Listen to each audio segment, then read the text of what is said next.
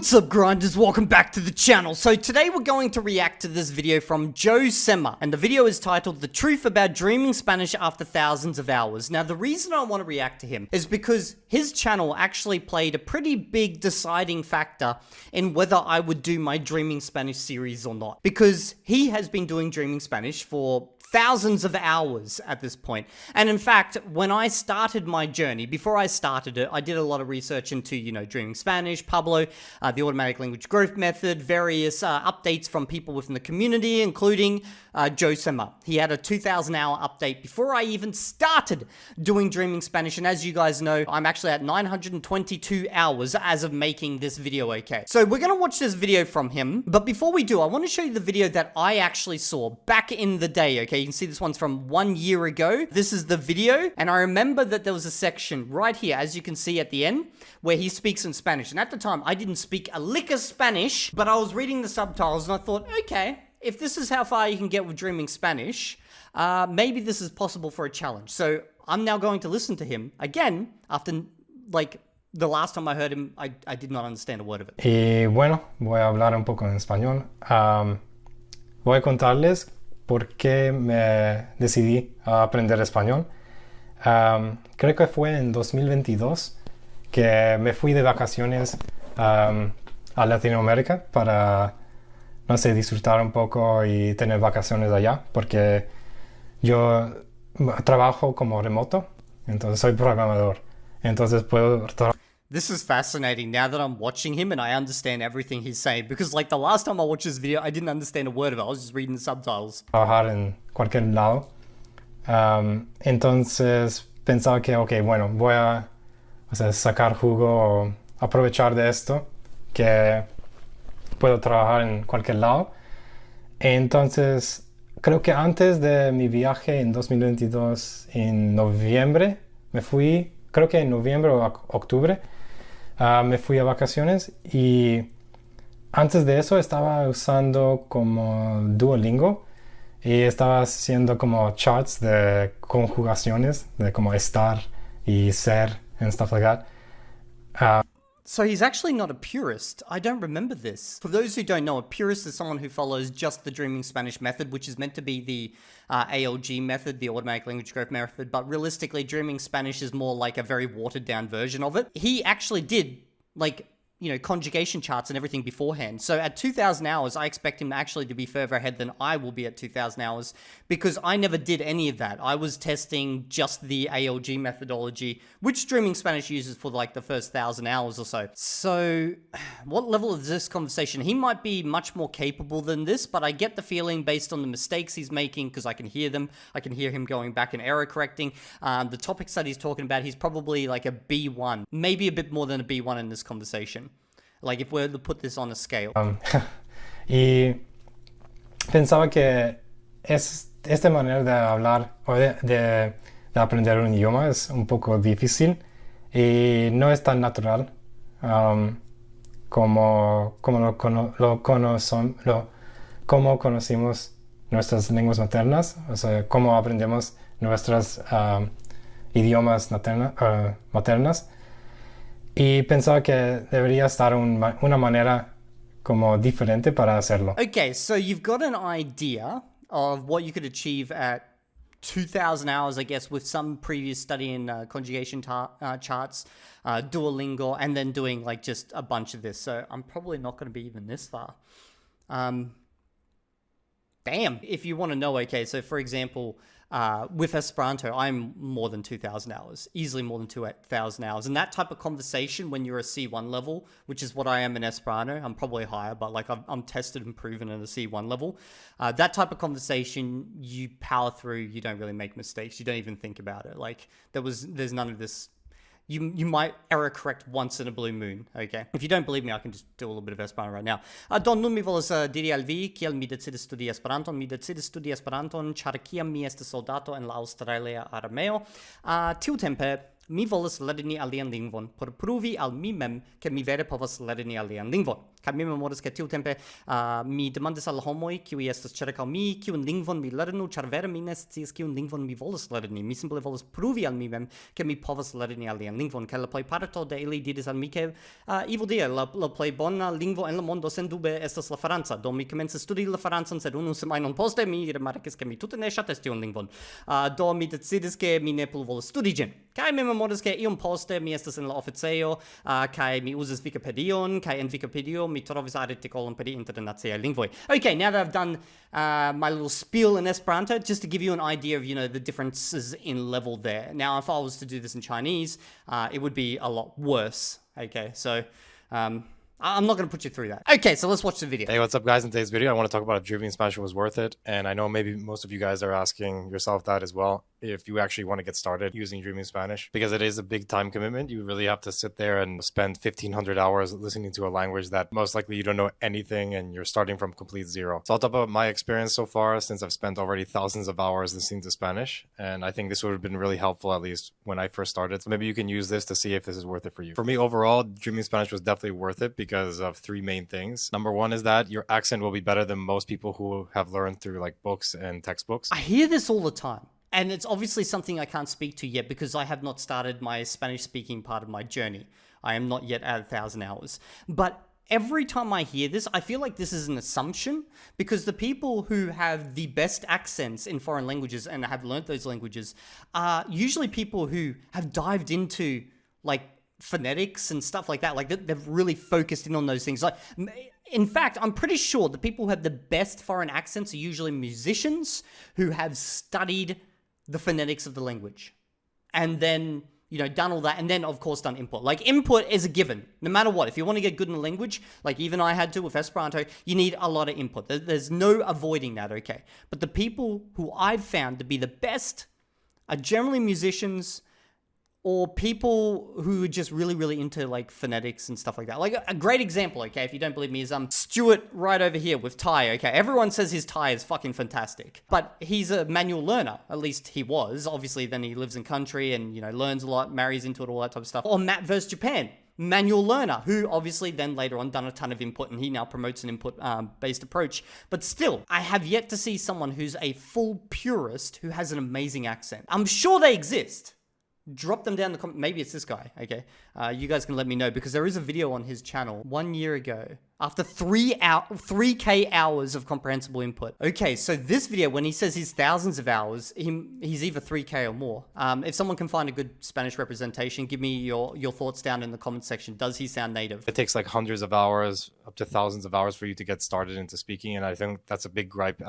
And by the way, one of the main reasons I'm testing this method, the Dreaming Spanish method, is because I want to get the best accent possible. Because everyone says that, like on YouTube, in the polyglot space right now, that, you've got to just do lots of input, have a massive silent period, then you'll get the best accent. That's what I'm kind of testing with all of this. I want to know if that's true. For the program, but for me, it's really helped me solidify my accent. And overall, you'll have a better accent than people who have used textbooks or are learning through grammar or through flashcards. I remember sitting down with flashcards, looking at the conjugations for hablar. And I remember specifically seeing like different accents on top of the conjugations and not knowing how to pronounce them. And when I would put them into Google Translate, I know nothing about Spanish conjugations at this point using this method, and I didn't even know accent markers were used in conjugations. Translator would say something completely different than what I was actually practicing. So it's really difficult to see a brand new word and actually say it right the first time you see it, especially when you haven't heard the word a lot. And that's kind of the benefit of Dreaming Spanish, is that you spend so much time listening that you get to the point where everything is super intuitive. And that brings me over to the second. Okay, so he said, the benefit of the Dreaming Spanish method is the first time you're basically seeing stuff, it's more intuitive because you've heard these words so many times. I'm going to run a little test for you all right now. And you're probably all going to laugh your fucking ass off at me, okay, over this one. But let's go have an attempt at reading some Spanish. First time ever, okay? Don't worry, this won't ruin the challenge. This is just a one-off for this video. I want to see if intuitively I sound like an Argentinian. Let me know down in the comments section. Harry Potter se ha quedado huérfano y vive en casa de sus abominables tíos y del insoportable primo Dudley. Harry se siente muy triste y solo, hasta que un buen día recibe una carta que cambiará su vida para siempre. En ella la comunican que ha sido aceptado como alumno en el Colegio Interno Hogwarts de Magia y Hechicería. A partir de ese momento, la suerte de Harry da un vuelso espectacular en esa escuela tan especial. Aprender encantamientos. Okay, I think I've put you guys through enough. That was me. First time ever attempting to speak Spanish. Or read Spanish. Second point is that it's super intuitive once you actually start speaking. And I have that same feeling when I speak Albanian, since my family's Albanian, we don't have to really have to think when we speak. Oh, that's interesting. He's Albanian. How similar is the phonetics between Albanian and Spanish? Do they share a lot of sounds? Because that can obviously, that means he's probably able to hear sounds that other English speakers are unable to hear. And maybe that actually helps him with his Spanish accent. Worth letting me know if you're Albanian down in the comment section. That's kind of the same feeling I wanted to achieve when I started going through Dreaming Spanish and learning a different language. And I know that's the right way to learn because it just feels more natural. You don't really have to think about anything at all. And you're just communicating whatever you're thinking from your head. And the third reason, which I think is the biggest, is that there's really no better options. When you think about other platforms, they want you to do grammar drills and vocab cards. And I know most of you guys don't really want to do that. I really didn't want to do that, at least when I started. And it's funny, I tried doing it and it didn't work because I couldn't pronounce things correctly. I didn't know what the correct conjugations were for things. And sometimes I would put together sentences or use grammar that doesn't make any sense. So I would conjugate verbs in the wrong tense because it makes sense in English, but then when you translate over to Spanish, it doesn't really make any sense at all. And I've also tried platforms like Duolingo and Pimsleur and a lot of other platforms, but this doesn't really... So he's used quite a bit. Pimsleur is actually fucking amazing for helping you with your accent. It really breaks down the sounds of the language. And I know with Chinese, it actually works backwards for a word. So it starts with the back of the word, then moves in syllable by syllable until you get to the front of the word. And that, I've never seen any other program do that, but that is actually amazing for helping you pronounce words. Build up your intuitive nature because you're kind of just going through drills. That said, I do want to get into some of the negatives for Dreaming Spanish because it can't be all positive. The first, which I touched on in the previous points, is that you don't really start speaking until you get 1,000 hours in. And that's actually what's recommended on the roadmap on Dreaming Spanish. And I don't think that's going to be really good for people who really want to start speaking immediately, or they have friends that they want to talk to right off the gate. Or let's say you're moving to the country, you kind of have to use the language to some extent to actually get around. Also, I agree with all of this. There might be people that really want to just speak and they don't really care about actually getting a good accent or having super good grammar. They just want to get to the point where they communicate their ideas. A simple way you can satisfy this itch to speak is you can just schedule it out. You can just do a couple hours a week, and that's not really going to hinder your progress in speaking, and you'll still develop a really good accent. Number two is that it's really hard to get started speaking, especially I felt it when I started speaking at 1,400 hours. It was really difficult because I felt like I understood so much of what the other...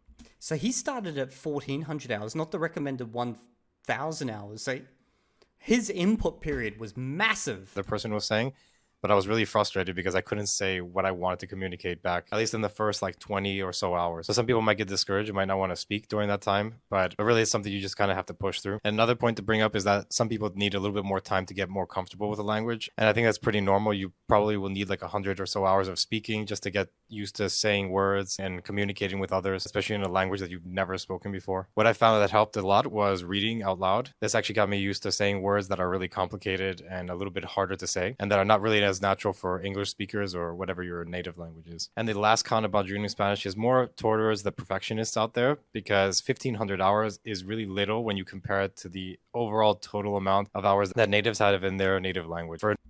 Okay, so he's true about that. Like 1,500 hours, you're really just a baby in the language. Like, okay, you could be quite far along. You could even be like a C1 level, but still, it's only a fraction of the time that you will eventually spend with the language if this is something you're actually doing for the long term, okay? But you shouldn't be comparing yourself to natives because, well, natives have spent a lifetime in a language. And if you're trying to be a native, you're just going to be chasing that for a lifetime. In fact, you'll probably never be native level unless you spend more time in that language than your own language. Native speakers, they easily have tens of thousands of hours listening, reading, and actually speaking the language. And for that reason, they're actually native speakers. They have like such an intuitive way of speaking, and they really don't have to think too much when they speak. And expecting that after 1,500 hours is something I feel that's not really addressed in the Dreaming Spanish roadmap. They do say that you're functionally fluent at 1,500 hours, but if you want to get a really good accent and you really want to develop your vocabulary, you really need to spend more time with the language. Now that I'm a couple thousand hours into the language, I definitely see a big difference. Yeah, so people always ask me about this down in the comment section. They're like, when you hit 1,500 hours, are you just going to stop your challenge? Because, like, you've done the roadmap? Probably not. I'll probably just keep going. Like, I'll keep going and doing videos until there's no point me to do videos anymore. And then I'll just be, use the language as I do with any other language. From when I was at 1,500 hours and where I'm at now. A lot of the things that you questioned before really make sense now. For example, how to use usted, how to use se, which is like the reflexive pronoun. And also if you listen to a certain group of people, like from a certain country, you really get used to seeing how they speak in certain areas of that country. So you'll be able to determine like if somebody's from the northern part or the southern part. And that's really only unlocked after listening to more of the language from that certain region or that certain country. So I would say to take it with a grain of salt when they say 1,500 hours will make you functionally fluent. That's very true. You'll be able to communicate your ideas and actually speak back to people with a decent accent, but expecting perfection where you pretty much won't make any mistakes or your grammar won't sound off is really not expected. That said, if you guys are looking to go to the next level in your target language, I have personalized coaching, which you guys can sign up for in the description box below. Okay, cool. So it looks like we've seen that video. The only thing I wanted to check out was this 3,000 hours. I'm hoping there's a bit of a Spanish demo. Hola, ¿cómo están? Espero que estén bien. Oh yes, here we go. This is what I'm kind of excited to see. Hace una semana llegué a 3,000 horas de infocomprensible en español, así que quería hacer este video para marcar cómo es que hablo en español y, bueno, cómo es mi acento y hablar un poco de mi escucha, mi lectura y mi habla en español en este. I can tell he's definitely a lot more free form with his like use of the language. There's only been one like little error correction where he's gone back and fixed it so far. He sounds good. Like, I understand him perfectly fine. Punto. Y bueno, por supuesto, déjame en los comentarios cómo es mi acento, cómo es mi gramática en español y bueno, toda la vaina, ¿no? Voy a empezar con mi escucha. Creo que en este momento, creo que sí puedo escuchar cualquier cosa en español. Por ejemplo, la tele o los I should have put subtitles on for you guys because I forgot not everyone here speaks Spanish. Sorry, my bad. Okay, let me just turn on some subtitles for you guys. I forget not everyone speaks Spanish on this channel. Why don't you all speak Spanish? Goddamn losers. Los entiendo muy bien. También las series en Netflix los entiendo muy bien también. Pero sí me cuesta un poco, por ejemplo, la jerga. Cuando hay mucha jerga o cuando hay personas que hablan con mucha jerga o cuando hay personas por ejemplo, de Argentina, lo cual no tengo como mucho contacto. Okay, we've got an idea of his Spanish. It sounds pretty damn good to me now. Okay, so we can see someone down here has been dropping like a list of the errors here. He's saying your accent is good. It seems like someone who speaks English as their primary language. That means like it seems like someone who speaks their English as a primary language. So in things like pronunciation, actually there's a translate here. Let's just hit that. So the accent is very good, but it does sound like someone who speaks English as their first language in things like pronunciation of the G and the J sounds. Is that true, guys, or is this guy just picking for the sake of picking? I want to know. Which are usually pronounced more strongly in Spanish, less exhaled. Yeah, see, this is the same thing that I get in Chinese, okay? So people will pick on my D pronunciation in Chinese. And I'm like 1,300 hours of Chinese. My grammar is nowhere near as good as his Spanish grammar is, okay, in Chinese. But you know you're getting good when it's like there's like one little mistake every now and then, and people are starting to get like right down to the finer details. So he's clearly very, very good at this point. Like, I understood him fully. But yeah, I'm guessing if you spend 3 hours doing any method, you're gonna get fucking good. But yeah, let me know what you guys think. Sub to his channel, sub to mine. I'll see you all in the next video, and I hope you enjoyed my Spanish reading.